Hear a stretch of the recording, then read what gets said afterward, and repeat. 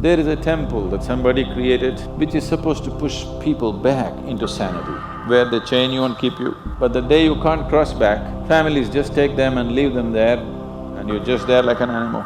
I think if hospitals were run like this, a lot of people wouldn't go crazy. If you are capable of causing depression to yourself, I'm saying this not without any concern for your illness or not due to lack of compassion, because that is the nature of what's happening to you. If you're causing depression to yourself, you are able to generate substantial amount of intense emotions and thoughts, but in the wrong direction. If you don't have very strong emotions, very intense thoughts about something, you cannot get depressed. It is just that you are generating thoughts and emotion which work against you, not for you. So you are strong enough to cause depression to yourself because for you to cause a mental illness for yourself, unless you're pathologically ill, which is just a small number of people, rest are all self-created. Most of them are self-created. A few are pathologically ill, they cannot help it. It just comes from within because of genetic and other factors. Almost everybody here, if we train them towards a certain kind of thought process and emotion and push them a little bit with the outside situations, almost everybody will go lose their mental balance. They will become clinically ill. They can be driven to madness, I'm saying, because the line between sanity and insanity is very thin. People keep pushing it. You get angry, you're pushing the line. It's a thin line. In fact, when you get angry, you know you're pushing the line. That's why the expression, I was mad at somebody. You're not mad at somebody, you're just going mad. You cannot be mad at somebody. You're just pushing your sanity, the boundaries of sanity, and moving into insanity for a certain period of time and coming back. You do one thing every day, you try this, 10 minutes a day. Try intense anger on somebody. What? You will see in 3 months' time, you will be clinically there. Yes. Just try it if you want. Because if you keep pushing the line, you go mad and you come back, you go mad and you come back, one day you're not able to come back, that's all. One day you're not able to turn back, then you're clinically ill. You must understand, even if you got angry for a moment, you're already ill. Maybe you don't get the certificate of diagnosis. They don't slap a certificate on you that you're gone, but you are going, isn't it? You think it's your right to throw tantrums, you think it's your right to get angry with people, you think it's your privilege to be depressed so that you'll get attention from somebody. You keep playing this, one day you will not be able to turn back.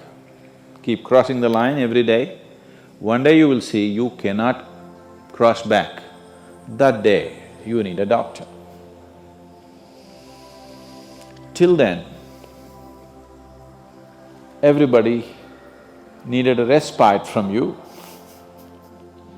but the day you can't cross back, they get the respite because now they can catch you and give you to a doctor. Otherwise, you're temporarily going mad every day, many times a day. They cannot even send you to an asylum, they have to bear with you, your family, your friends, your people around you. If you get at least truly clinically ill, we can hand you over. There's one temple in Tamil Nadu, where they chain you and keep you. Where there is no hospital, no psychological for ailments, there's no hospital. There is a temple that somebody created which is supposed to push people back into sanity. So, families just take them and leave them there, they're shackled and left in the temple. You give them some money, they'll feed you, and you're just there like an animal, tied up. I think if hospitals were run like this, a lot of people wouldn't go crazy. They would maintain their sanity. Right now it's too deluxe. If you make hospital extremely comfortable, it'll become an incentive to become sick. And you have incentives in your life to become ill, right from your childhood. You got the maximum attention only when you fell ill. When you are happy, they screamed at you. When you squealed in joy, they screamed back at you, adults. You… then boo-boo, boo-boo, boo-boo, boo-boo. When you are a child, physical illness is good because you'll get attention from your mother and father and everybody around you, and you don't have to go to school on that day. So you learn the art of falling physically ill. But once you get married, you learn the art of becoming mentally ill. Because if you want to get attention, you go sit in a corner, act depressed, people will pay attention to you. So, you keep playing this game, one day you're not able to cross the line back. That day, you're clinically ill. Unfortunately, in many ways, not just in the way that I said now, in many different ways, I would say 70% of illnesses on the planet, all kinds, are self-created.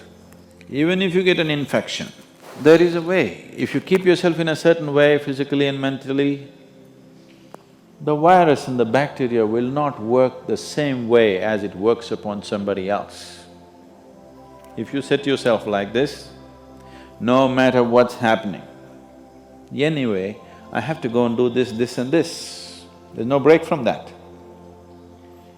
The last 29 years, I have not been able to cancel one program because I'm running temperature, I got a cold, I got this, I got that. It doesn't matter what's happening, what you have to do, you anyway have to do. You can't turn back on that. Either out of your commitment or you have a boss like that. One way or the other, if it happens, then you will see, you will not at all fall sick so often. Because if you have temperature, you still have to go. If it's summer, you still go, right?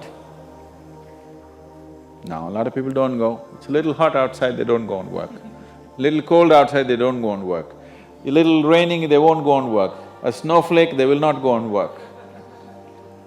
This is just weather. So for every change in weather, if you have the comfort of covering yourself in a blanket and lying down, once you create that, your body will learn to fall sick as often as possible. If you just keep it this way, it doesn't matter what it is, anyway I have to go and do what I have to do, you will see your body will just bounce back as quickly as possible, even if it gets the worst kind of infections.